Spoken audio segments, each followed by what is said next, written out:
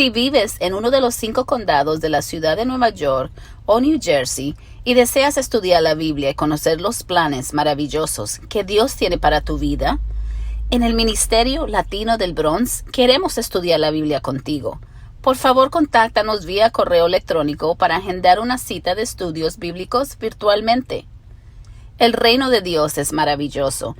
Él quiere darte una nueva vida, pero todo comienza con una decisión, la tuya. Te esperamos.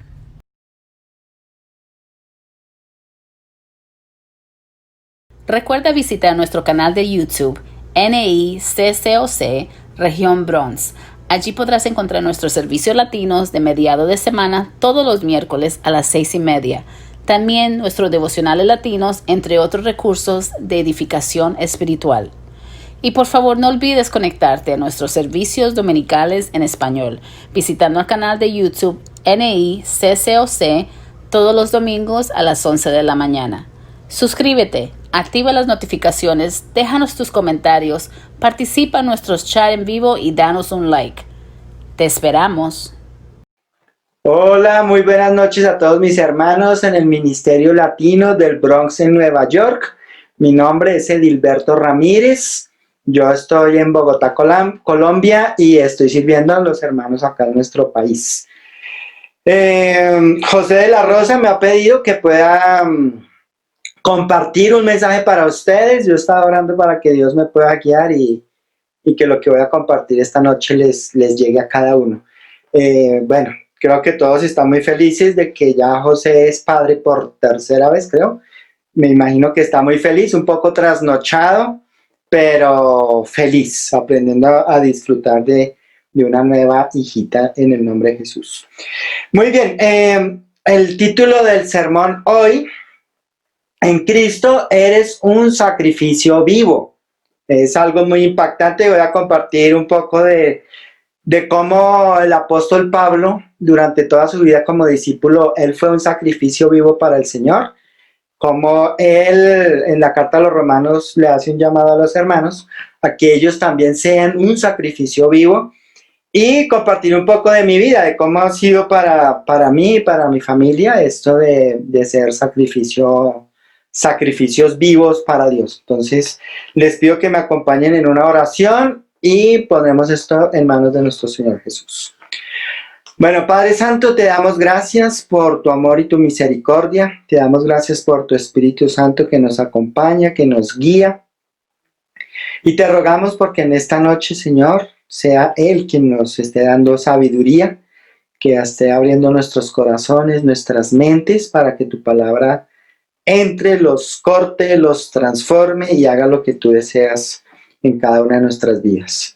Te pido que bendigas a todos nuestros hermanos allá en el Ministerio Latino, en el Bronx, nuestros hermanos hispanos, y pues que este sea un tiempo de mucho provecho y de mucha bendición para cada uno de ellos. Te agradecemos, Señor, y en el nombre de Jesús te oramos. Amén. Bueno, pues yo he querido compartir un poco en términos humanos de lo que han sido los sacrificios vivos. Les cuento que a mí me encanta mucho ver películas de historia, y las últimas semanas y desde el año pasado he visto algunos documentales sobre las guerras en el mundo. El año pasado estuve viendo un documental sobre la guerra del Vietnam, y este año ya terminé de ver uno sobre la Segunda Guerra Mundial, y eso pues me ha impactado mucho. Y pues todos sabemos que Estados Unidos ha tenido que ver en cada una de las guerras y ha enviado muchísimos hombres, muchísimas soldados para poder combatir en estas guerras. Y quiero compartir algunas cosas como de lo que me ha quedado de esto, así muy, muy básico, pero para mí los soldados que van a las guerras, ellos son sacrificios vivos. O sea, ellos van a la guerra y la mayoría de ellos, muchos de ellos no regresan. Muchos de los soldados que fueron a estas guerras no regresaron, murieron. Y ellos sabían que iban a morir. Eso es lo más fascinante, o fascinante no, sino como un poco triste y a la vez como desafiante. Porque ellos saben, vamos a la guerra y en las guerras difícilmente se regresa vivo. Entonces, bueno, por hablar de algunas guerras en la Segunda Guerra Mundial, eh, algunas batallas por mencionar. La salida de Dunkerque, esas películas las consiguen por ahí en el canal de streaming. Dunkerque es una película muy, muy buena, donde 400.000 soldados ingleses y franceses quedaron encerrados, acorralados por los alemanes en las costas de una ciudad que se llama, una ciudad francesa que se llama Dunkerque. Winston Churchill, que era el primer ministro británico para esa época, organizó algo muy grande y lograron sacar muchos soldados,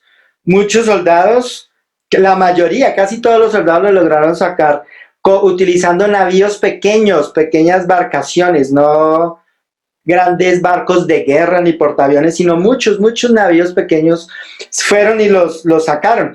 Pero lo curioso de este rescate es que para que los alemanes no llegaran hasta Dunkerque y asesinaran a todos estos hombres, había un grupo de 3.000 soldados en un pueblo relativamente cerca. Pues ellos recibieron la llamada desde Londres y les dijeron que ellos necesitaban retener la avanzada alemana y que todos ellos iban a morir y que ellos iban a sacrificar sus vidas para que los 400.000 soldados murieran. O sea, fueron 3.000 soldados que murieron en una población un poco cerca a Dunkerque. Luego también hay otra batalla, una batalla que se llama el Día D, el desembarco en Normandía. Ya están todas las fuerzas aliadas trabajando juntas para poder frenar un poco el avance del nazismo. Y ellos planean entrar a Europa y entran por diferentes puntos, pero algunos puntos donde muchos soldados murieron, los soldados norteamericanos sobre todo, murieron, desembarcaron y los recibieron y murieron muchísimos, miles de soldados murieron. Ellos sabían, iban a la guerra y muchos iban a morir, no iban a regresar. Muchos soldados norteamericanos también fueron capturados por los nazis, fueron asesinados. Los nazis eran personas muy, pero muy malas. Entonces, eso por el lado de Europa, así como muy por encima. Lo mismo los pilotos de los aviones, cuando salían a combatir a los otros pilotos, ellos sabían. Ellos se sacrificaban para salvar a la nación, para evitar que los alemanes, los nazis, invadieran, en este caso la Gran Bretaña, porque casi que toda Europa la habían invadido con excepción de Italia. Pero también están los japoneses, que también se estaban desarrollando como un potencial imperio en el Pacífico. Y estaban invadiendo China, estaban haciendo un trabajo. Pues Estados Unidos quiere evitar la expansión de Japón y envía muchísimos barcos de guerra para Pearl Harbor, una isla en el Pacífico. Creo que ustedes conocen más que yo de todo esto. Y los japoneses, al darse cuenta de esto, envían varios portaaviones con muchos aviones cargados de bombas. Y en una noche ellos deciden que van a bombardear Pearl Harbor. Murieron 2.500 personas. 2.500 personas murieron en Pearl Harbor, norteamericanos. Todos soldados norteamericanos, funcionarios norteamericanos. Y eso es lo que hace que Estados Unidos entre en la Segunda Guerra Mundial. O sea, el ataque a Pearl Harbor obliga a Estados Unidos a entrar en la Segunda Guerra Mundial con todo un despliegue militar, nuevamente, muchas vidas sacrificadas. Y hay una película, creo que ojalá la hayan visto todos, se llama Hasta el último hombre, que es bien interesante la trama, ¿no? Este hombre cómo se sacrifica para poder salvar vidas. Un soldado que tiene una objeción de conciencia de no usar armas, salvar vidas. Y Él se somete a mucho maltrato, le iban a hacer un consejo de guerra. Bueno, la pasó muy mal en el ejército, pero él se mantuvo así firme. Yo no voy a matar personas, yo voy a salvar. Y es interesante la película, en una de esas batallas contra los japoneses, pues él va y logra salvar muchas personas, exponiendo su vida. Y es muy buena, se la recomiendo, hasta el último hombre. Luego viene la guerra del Vietnam. También, ya más adelante, después de la Segunda Guerra Mundial, casi que termina y unos años después empieza la guerra del Vietnam. Estados Unidos empieza a enviar hombres, soldados que iban a morir en la guerra. Y todos saben lo que pasó con la guerra del Vietnam, ¿no? La guerra del Vietnam fue perdida. Los Estados Unidos perdió la guerra de Vietnam y los presidentes mantuvieron oculta esa verdad durante 4 o 5 presidencias, hasta que ya alguien, un periodista o un diario, el Washington Post, denunció lo que estaba pasando. El Washington Post y el New York Times denunciaron lo que estaba pasando, y ahí es donde viene la caída del gobierno de Richard Nixon, con algo que se llamó Watergate. También porque ahí sí sacrificaron soldados sin razón de ser, porque los mandaban sabiendo que estaban perdiendo la guerra. Y pensaba esto como ejemplos de personas en este plano. Nosotros en nuestro país duramos muchos años en guerra, desde 1948 hasta hace un par de años que hubo un tratado de paz.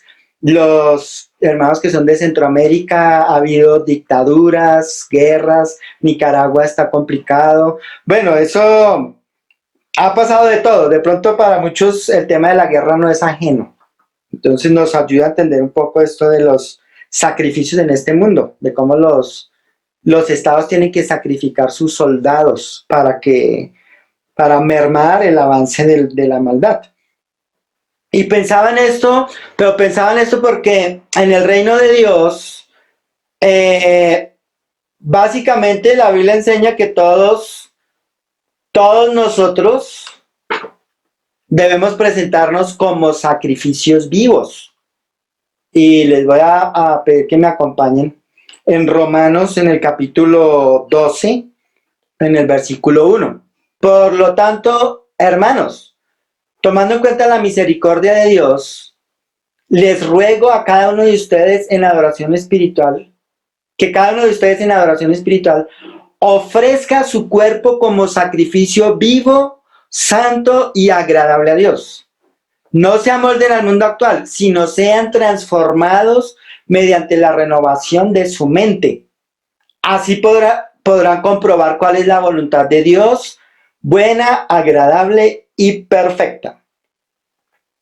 Entonces, para entender un poco el pasaje, lo que voy a hacer es, más que enfocarme en lo que está haciendo, lo que está diciendo ahí, que sí lo vamos a explicar un poco, es tratar de entender cómo el apóstol Pablo vivió como un sacrificio vivo.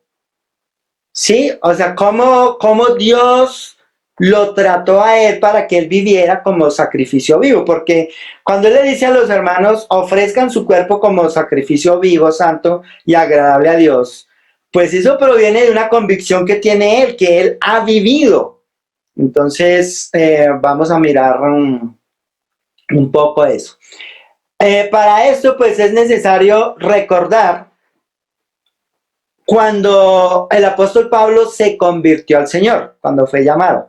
Entonces, para eso vamos a leer Hechos 9:10, donde dice así: había en Damasco un discípulo llamado Ananías, a quien el Señor llamó en una visión. Ananías, aquí estoy, Señor. Anda, ve a la casa de Judas en la calle llamada Derecha, y pregunta por un tal Saulo de Tarso. Está orando. Y ha visto en una visión a un hombre llamado Ananías que entra y pone las manos sobre él para que recobre la vista. Entonces Ananías respondió: Señor, he oído hablar mucho de ese hombre y de todo el mal que ha causado a tus santos en Jerusalén. Y ahora lo tenemos aquí autorizado por los jefes de los sacerdotes para llevarse presos a todos los que invocan tu nombre. Versículo 15. Ve, insistió el Señor, porque ese hombre es mi instrumento escogido para dar a conocer mi nombre tanto a las naciones y a sus reyes como al pueblo de Israel. Versículo 16, clave para toda la vida de Pablo. Yo le mostraré cuánto tendrá que padecer por mi nombre. Interesante. Desde el principio, Pablo fue escogido para hacer un sacrificio vivo. Sí, él fue escogido, o sea, Dios lo llamó y le dijo, ¿sabes qué? Mira, tú vas a padecer por mi nombre. Y miramos la vida de Pablo y eso se cumplió al pie de la letra. Sí se cumplió al pie de la letra. Entonces, lo que voy a tratar de hacer es mostrar un poco la vida de Pablo para entender lo que Dios hizo en su corazón para que él viviera como un sacrificio vivo, para que su vida fuera totalmente consagrada al Señor. Eso es lo que vamos a tratar de hacer. Entonces, recordamos, ahí lo escogió, inicia la vida de Pablo. Entonces, ahí más adelante, en Hechos 15, Pablo es llamado junto con Bernabé al primer viaje misionero. Entonces recordamos todo lo que va pasando. O sea, todo esto lo pueden ir repasando en el libro de los Hechos, pero es para recordarlo. Entonces, él inicia su viaje y en ese viaje, ¿qué sucede? Pues que Pablo es perseguido, Pablo es... espere, yo les voy a... Vamos a mirar una escritura para que esto nos quede más claro. En 2 Corintios, busquen ahí mientras tanto, 2 Corintios 11. 2 Corintios 11. 2 Corintios, él lo escribe como por el año 56 de la era cristiana. O sea, él sale de Antioquía de Siria, va y visita unas iglesias en el segundo viaje misionero, él pasa por Corinto y está un tiempo allá. Después va a Éfeso y luego va a regresar otra vez a Corinto y es desde Corinto donde escribe la carta a los romanos. Todo esto es importante para entender varias cosas. Entonces, miren lo que dice en 2 Corintios, capítulo 11, versículo 21, dice así, en la segunda parte. Si alguien se atreve a dárselas de algo, también yo me atrevo a hacerlo. Lo digo como un insensato. ¿Son ellos hebreos? Pues yo también. ¿Son israelitas? También yo lo soy. ¿Son descendientes de Abraham? Yo también. ¿Son servidores de Cristo? ¡Qué locura! Yo lo soy. Soy más que ellos. He trabajado más arduamente, he sido encarcelado más veces, he recibido los azotes más severos, he estado en peligro de muerte repetidas veces. 5 veces recibí a los judíos los 39 azotes, 3 veces me golpearon con varas, 1 vez me apedrearon, 3 veces naufragué y pasé un día y una noche como náufrago en alta mar. Mi vida ha sido un continuo ir y venir de un sitio a otro, en peligros de ríos, peligros de bandidos, peligros de parte de mis compatriotas, peligros de los gentiles, peligros en la ciudad, peligros en el campo, peligros en el mar y peligros de parte de falsos hermanos. He pasado muchos trabajos y fatigas y muchas veces me he quedado sin dormir. He sufrido hambre y sed y muchas veces me he quedado en ayunas. He sufrido frío y desnudez. Y como si fuera poco, cada día pesa sobre mí la preocupación por todas las iglesias. Cuando alguien se siente débil, no comparto yo su debilidad. Y cuando a alguien se le hace tropezar, no ardo yo de indignación. Si me veo obligado a jactarme, me jactaré de mi debilidad. El Dios y Padre del Señor Jesús, sea por siempre alabado, sabe que no miento. En Damasco el gobernador, bajo el rey Aretas, mandó que se vigilara la ciudad de los damascenos con el fin de arrestarme, pero me bajaron en un canasto por una ventana de muralla de la muralla y así escape de las manos del gobernador. Eso fue en el principio. Entonces, ahora leemos este pasaje y vamos a leer también Gálatas 5:16.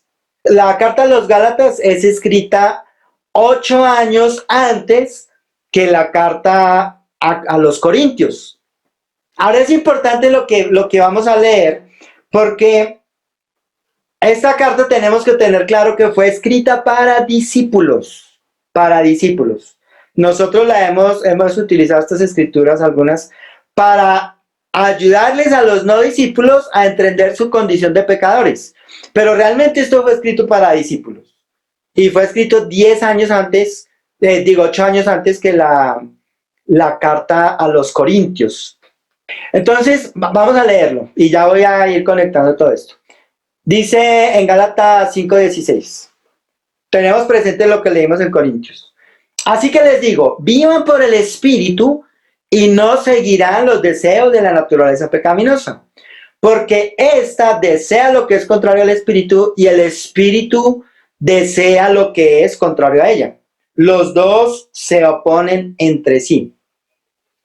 De modo que ustedes no pueden hacer lo que quieren, pero si los guía el Espíritu, no están bajo la ley.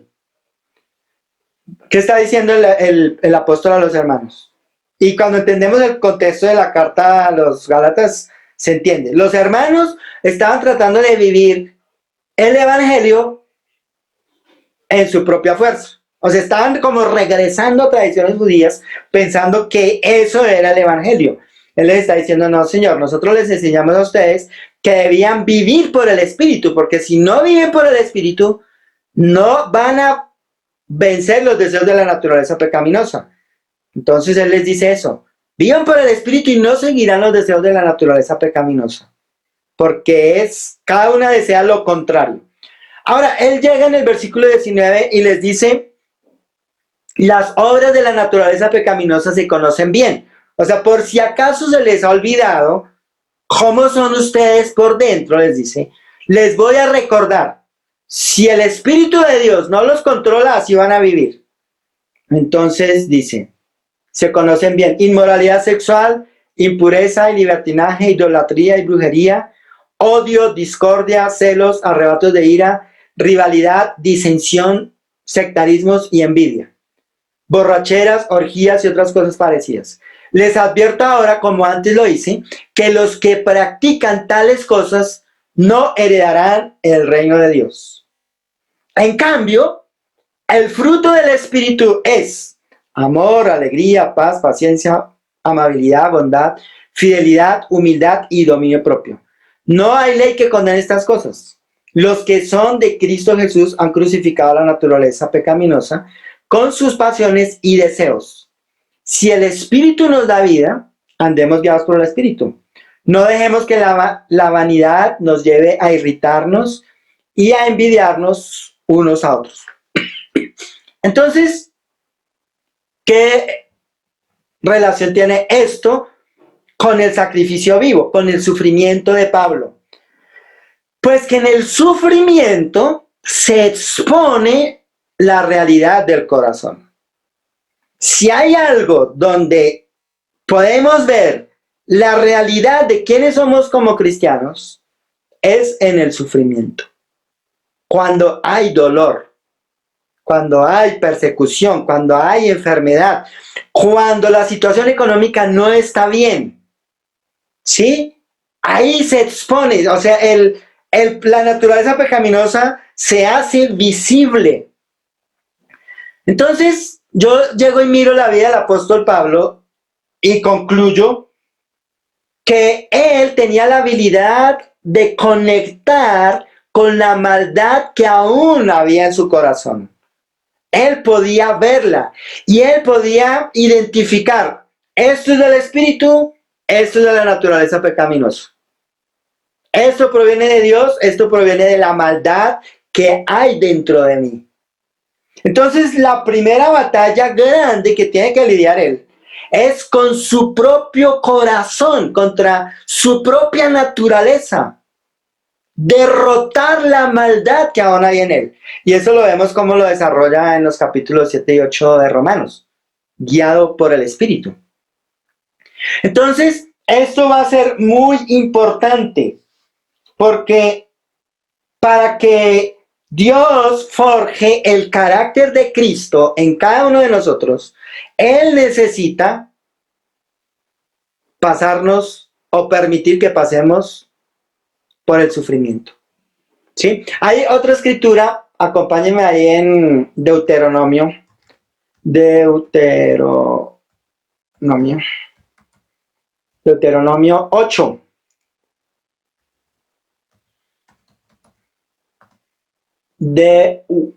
Deuteronomio 8.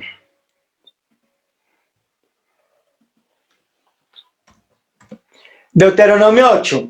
Miren lo que dice acá, que es bien interesante y tiene que ver con esto.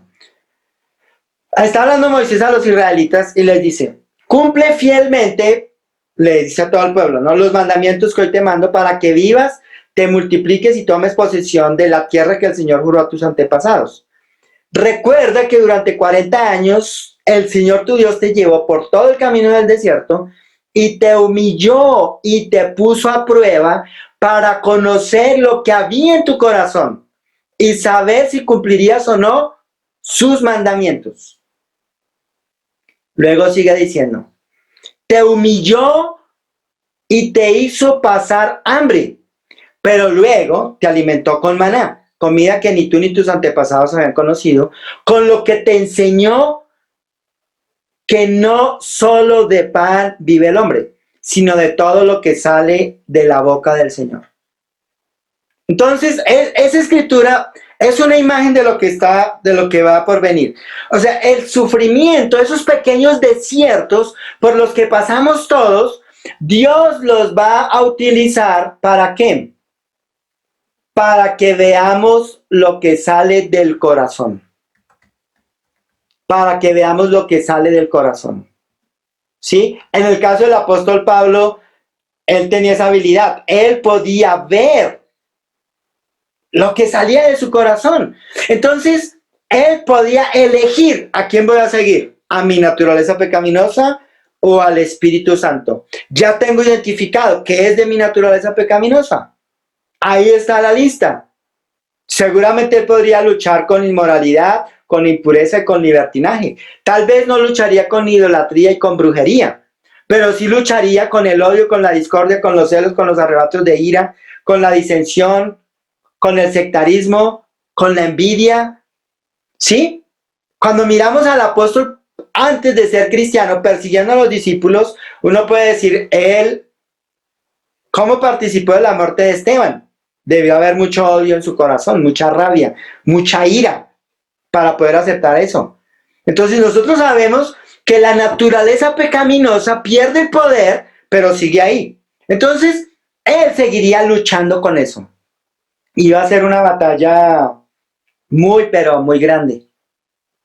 Sí, tenía que conectar con eso. Entonces, ahora yo les comparto un poco de nuestra vida. Nosotros, desde el 2010 hasta el 2018, 2019, estuvimos como misioneros en Venezuela. Resulta que yo llego a Venezuela, llegamos y para ese tiempo creo que ya llevo 17 años de discípulo. Ahora este año voy a cumplir 27 años de discípulo.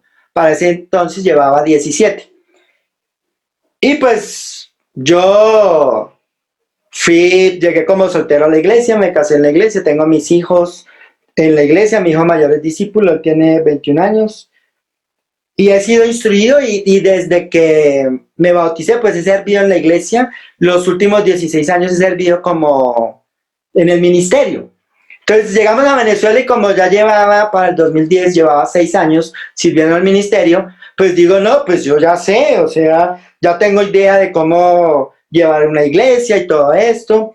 Pues lo que yo no sabía era que íbamos a pasar por un desierto donde Dios expondría nuestro corazón, donde saldría lo peor de nosotros. Y yo recuerdo, porque hubo muchas situaciones muy difíciles, pero recuerdo siendo agredidos físicamente por los dueños de una de las casas donde vivimos. Y después yo luchando contra el deseo de ir y agarrar a golpes a ese muchacho, de vengarme, de hacerle daño, de destruirlo. Y estaba enseñando ahí en Mateo 5, donde habla de la ira, donde habla de amar a los enemigos, de orar por los que los persiguen. Y yo decía, yo no soy eso. Y lo más curioso es que años atrás había estudiado todo eso. Pero en ese momento yo me doy cuenta, yo sabía de la palabra de Dios, pero no la creía. ¿Por qué no la creía? Porque no había tenido la oportunidad de ponerla en práctica, porque no había conectado con lo que salía de mi corazón, porque no había sido expuesto al odio, a los arrebatos de ira, a la rivalidad. No había sido expuesto a eso. Entonces no sabía cómo era mi corazón expuesto a eso, no sabía qué saldría de mí. Y en ese proceso yo voy entendiendo mucho el amor de Dios, porque yo veía, Dios salía de mí lo peor, o sea, no parecía un cristiano, o sea, no era que yo practicara eso porque salía del corazón, pero Dios me ayudaba como a controlarlo, pero yo era asombrado, no podía creer que hubiera tanta maldad dentro de mí aún, no lo podía creer, pues Dios estaba forjando el carácter de Cristo en mí, pero a un precio muy alto. 8 años y medio estuvimos en Venezuela y fueron 8 años donde todo el tiempo el corazón fue expuesto, donde Dios me dejaba ver lo que me faltaba de Cristo. Sí, o sea, Dios nos lleva ya a vivir como esos sacrificios vivos de este tiempo, pero en el proceso Él nos va haciendo más como Cristo. Nos transforma a imagen y semejanza de Cristo. Pero eso de conectar con la naturaleza pecadora es muy duro, es muy difícil. Porque en el orgullo que tenemos como seres humanos, quisiéramos tener algo bueno para mostrarle a Dios. Y yo entendí, no tengo nada bueno para presentarle a Dios. Nada, solo maldad. Entonces tengo que descansar en la gracia de Dios. Descansar en el hecho de que Dios me ama, aunque no lo merezco. Entonces, regresando a Romanos 12, en el versículo 1, el apóstol Pablo le dice a los hermanos, por tanto, hermanos, tomando en cuenta la misericordia de Dios. Y para entender la misericordia de Dios, pues hay que ir a los 11 capítulos anteriores. Entonces, lo primero que el apóstol Pablo les dice ahí en el capítulo 1, del versículo 18 al 3:20, la humanidad es objeto de la ira de Dios. Objeto de la ira de Dios. Los gentiles son objeto de la ira de Dios. Los judíos son hipócritas, sepulcros blanqueados. La religión no sirve porque no son conscientes de la maldad. No sirve. Entonces yo estando allá empiezo a ver, impresionante, cuánto Dios me ama aunque hay maldad en mí. Pero el secreto va a ser estar en aceptar el amor de Dios, que es un amor incondicional. Dios me amó aunque no lo merecía. Humanamente yo decía, pero ¿cómo Dios me puede amar si de mi corazón sale mucho pecado constantemente? Pues Dios me estaba enseñando, es que yo no te amo porque tú seas bueno, yo te amo porque decidí amarte. Si tú lo entiendes, serás libre. Entonces fui entendiendo.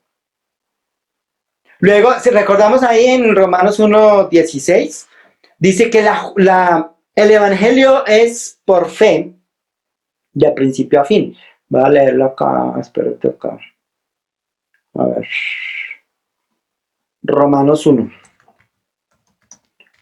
1:16. Voy a parar un momentico acá. Él dice, el apóstol Pablo, a la verdad no me avergüenzo del Evangelio, pues es poder de Dios para la salvación de todos los que creen. de los judíos primeramente, pero también de los gentiles. De hecho, en el Evangelio se revela la justicia que proviene de Dios, la cual es por fe de principio a fin, tal como está escrito, el justo vivirá por la fe. Entonces, ¿qué entendí yo en ese momento? Que yo estaba tratando de vivir el Evangelio por mis obras, pero mis obras eran malas, lo que salía de mi corazón no era lo que Dios quería. Entonces tengo que creer que el Espíritu de Dios tiene el poder para cambiar mi manera de pensar. Y si cambia mi manera de pensar, va a cambiar mi manera de vivir. Pero tengo que ser consciente de que la misericordia de Dios me acompaña mientras soy transformado. Entonces, la carta a los Romanos es súper animante, porque está llena de gracia. Está llena de gracia y entre más somos conscientes de la necesidad de vivir en la gracia, mejor dicho, de creer la gracia y vivir ahí, pues más felices vamos a ser y vamos a poder vivir como ese sacrificio vivo, santo y agradable a Dios. Entonces, vuelvo a leer para ir como empezando a cerrar. Por lo tanto, hermanos, tomando en cuenta la misericordia de Dios, capítulos 1 al 11, les ruego a cada uno de ustedes, que cada uno de ustedes en adoración espiritual ofrezca su cuerpo como sacrificio vivo, santo y agradable a Dios. ¿Cómo él llega a esa conclusión? Porque llevaba años viviendo de esa manera. Entonces no fue que se le ocurrió escribir. No, él vivió y escribió desde su vivencia, desde su caminar. Él vivía como un sacrificio santo, vivo, santo y agradable a Dios. Y por eso podía escribir de esa manera. Entonces luego el versículo 2 les dice, no se amolden al mundo actual, sino sean transformados mediante la renovación de su mente. Así podrán comprobar cuál es la voluntad de Dios, buena, agradable y perfecta. Para entender estos dos versículos, como Él quiere que sean entendidos, hay que entender Romanos 1 al 11. Todo lo que Él está hablando acerca de la fe, del Espíritu Santo, de la justificación, de la gracia, del bautismo, todo lo que dice. Ahí también habla de, fijen su mente en los deseos del Espíritu, fijen su mente en los deseos de la naturaleza pecaminosa, dice en Romanos 8. Lo mismo que está diciendo en Gálatas 5:16, o sea, es el mismo mensaje dicho de diferente forma. Entonces ya el versículo 2, en el caso mío, mi esposa estuvo compartiendo hace unas semanas con ustedes acerca de cómo ha sido el cáncer para ella. Para mí, es difícil todavía un poco, pero no tanto. ¿Por qué? Porque resulta que hace 20 años, 25 años, a mi mamá le diagnosticaron cáncer y a los 20 días ella murió de 44 años. Esa imagen quedó en mi mente y en mi corazón. Cuando a mi esposa le dicen, tiene cáncer de seno, el primer pensamiento que viene a mi mente es, mi esposa se va a morir. Con toda la implicación emocional, con todo el desánimo, casi depresión, ¿qué trae eso? Saber que una persona que uno ama va a morir pronto. Porque como seres humanos, sentimos. Obviamente Dios nos consuela, nos fortalece y todo eso, pero sentimos. Entonces ese miedo a veces aflora, o sea, ya estoy como trabajando más en el corazón. Pero lo que a mí me ha dado fe es entender que la voluntad de Dios es buena, agradable y perfecta. Entonces el día más difícil para mí, que fue el día de la cirugía, yo pensaba en esta escritura. Y pensaba, hace 25 años mi mamá murió y la voluntad de Dios fue buena, agradable y perfecta. Debo tener la misma actitud ahora, aunque duele. Duele y es un dolor que lo deshace a uno por dentro. Afortunadamente, para mí, para nosotros, la voluntad de Dios fue que ella siguiera con nosotros. La operaron, le sacaron el tumor, está tomando medicina y está bien. Pero si ella hubiera fallecido, igual la voluntad de Dios era buena, agradable y perfecta. Aunque yo les confieso, a veces vienen pensamientos de que morirá pronto. Tengo que luchar con eso, es una realidad en mi corazón. Hace parte de mi naturaleza pecaminosa ese dolor. Entonces, pero también hace parte de lo que dice el apóstol Pablo. Ofrezcan su cuerpo como sacrificio vivo, santo y agradable a Dios. Sí, o sea, nuestra vida no va a ser fácil, nunca será fácil. No debe ser fácil porque si es fácil nos hacemos cómodos. Y en la comodidad no necesitamos de Dios. No necesitamos de Él en la comodidad. Los últimos 10 años para nosotros han sido desafiantes, año tras año tras año. Todos los años como si viviéramos en el mismo desierto, pero en diferentes etapas del mismo desierto. Donde el corazón ha sido expuesto. Esa es la vida en Cristo. Y en Cristo, cada uno, tú eres un sacrificio vivo, yo soy un sacrificio vivo. Lo que empieza a describir el apóstol Pablo a partir de Romanos 12 es cómo vive un sacrificio vivo.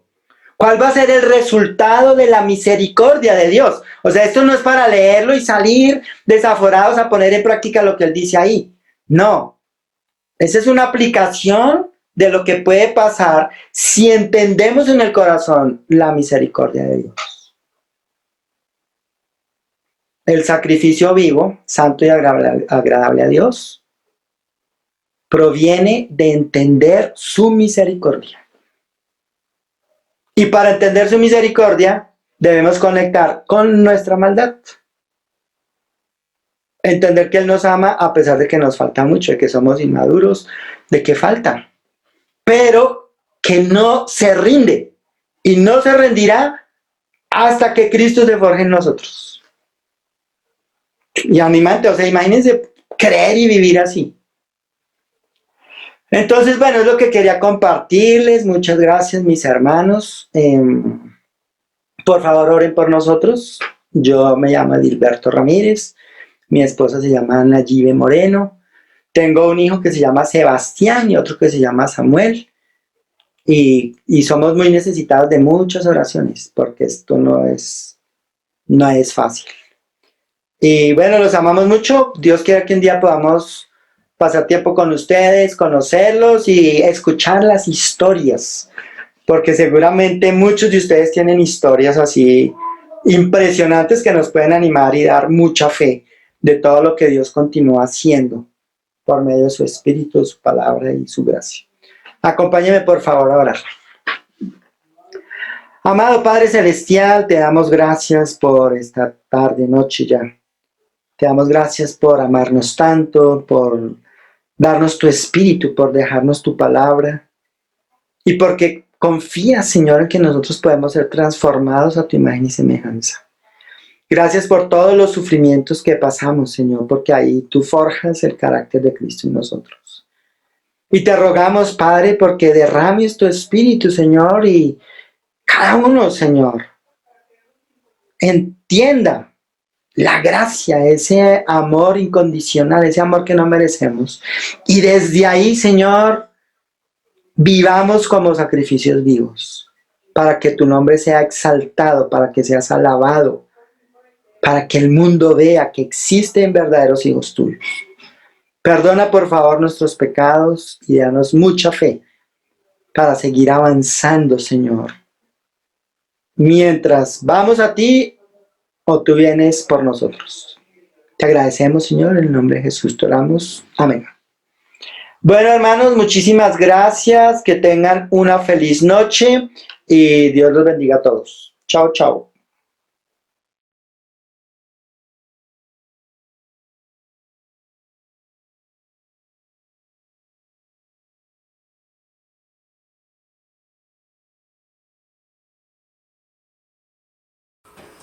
Si tuviera fe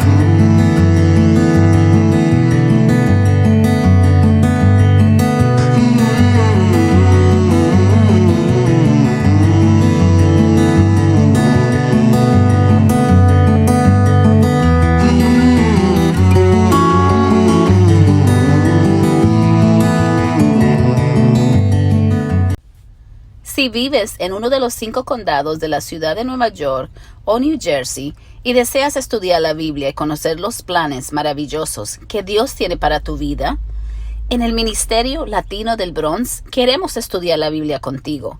Por favor, contáctanos vía correo electrónico para agendar una cita de estudios bíblicos virtualmente. El reino de Dios es maravilloso. Él quiere darte una nueva vida, pero todo comienza con una decisión, la tuya. Te esperamos.